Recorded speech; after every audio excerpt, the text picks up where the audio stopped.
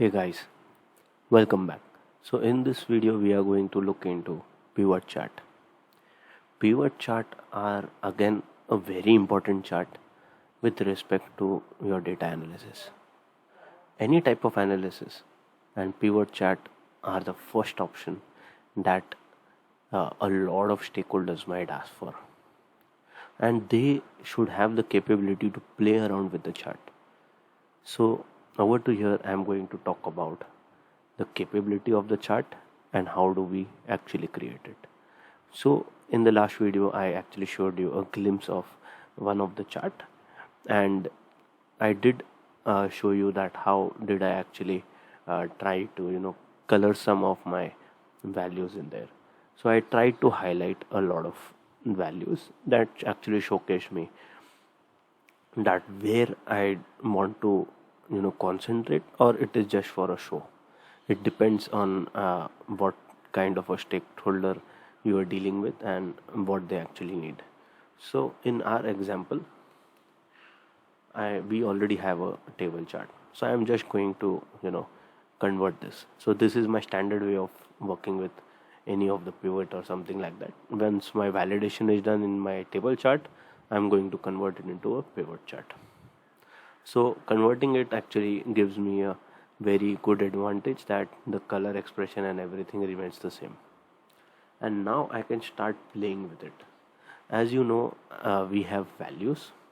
Values cannot be bought over here. If you bring your values over here, it will not make sense. Okay, you will actually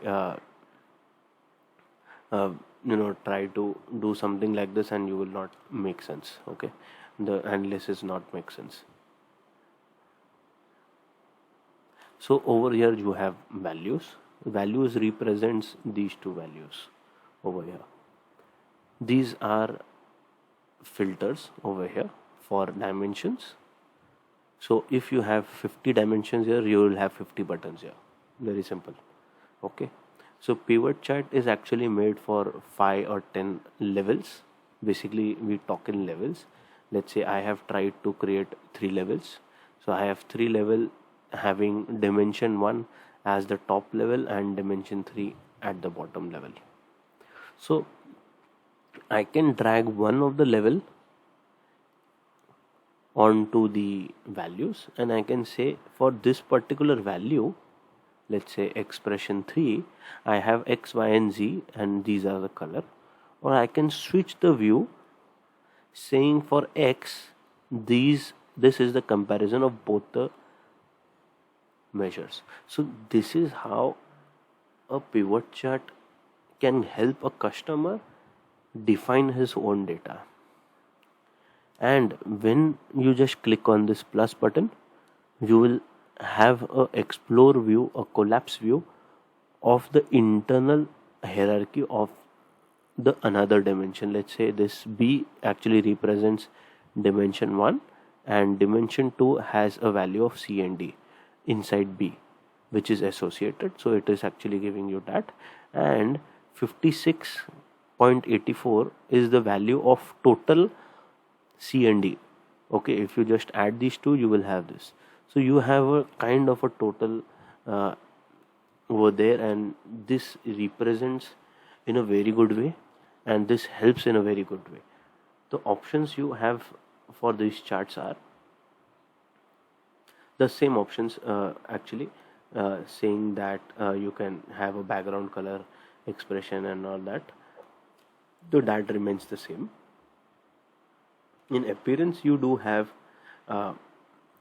fully expanded view. So if you click on that, you will not have the plus symbol to collapse and expand.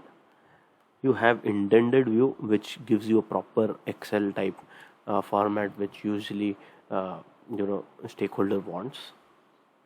And in styling, these are the general formats, and this is the header and content format.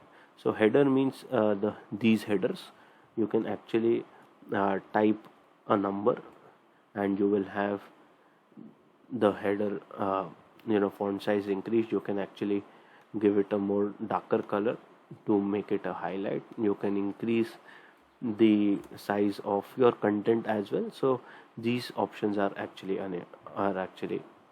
very good.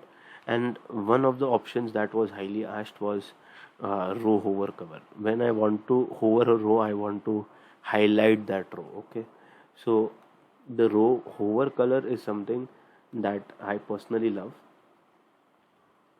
and I am going to give it a color. And for that, let's say this works for me.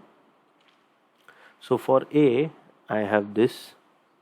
For B, I have this, like that. So I am actually hovering that whole selection, and I can try to get a good glimpse of the data.